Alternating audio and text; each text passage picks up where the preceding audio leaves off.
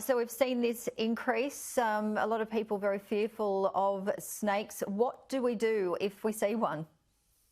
Okay, try and keep kids and pets away from any snake that you see, and keep as calm as you can, because any sort of sudden movements, you're going to come startle the snake. As funny as that may sound, back away slowly and definitely call a professional.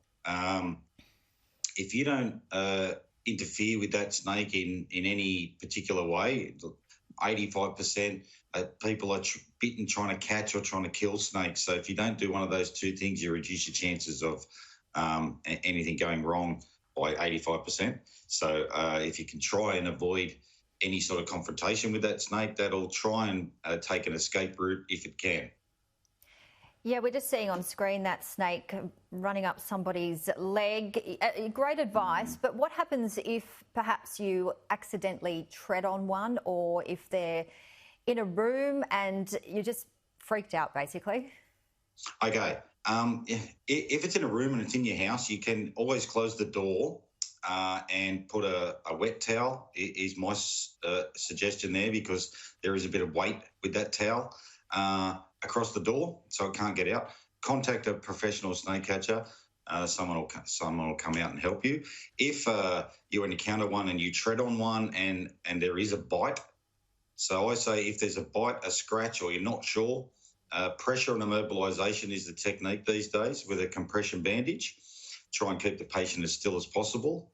Call 000 straight away. Try not to move around too much. The venom from our snakes in Australia travel in the lymphatic system, which is just under your skin, and that's moved around by muscle contraction. So the less you move, the less that venom's going to travel around in your system and cause you problems. What snakes are the most deadly and dangerous in Australia? Well, in Australia and actually the world, inland taipan is, or fierce snake, is considered the most venomous land snake on the planet. In suburban New South Wales, particularly, is the eastern brown snake is number 2. And the commonly occurring snake in New South Wales or suburban areas is the eastern brown snake or the red-bellied black snake. Cooler climates, you've got the tiger snake that you saw on the vision just a minute ago, and the copperhead. Those kind of 4 snakes are the ones that are going to move around in suburban areas and places like that people are going to encounter. People often obviously see a red-bellied black snake purely because of the colour.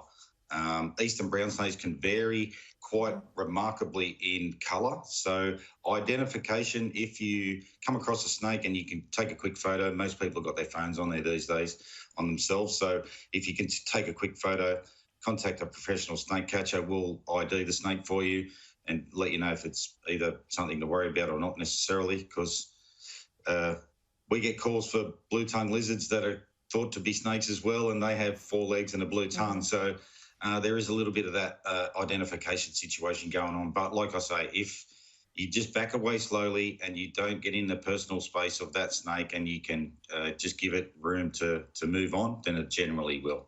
Very, very good advice indeed. Great to have you on board here today, Sean Cade. Take care. Thank you. Merry Christmas. Merry Christmas.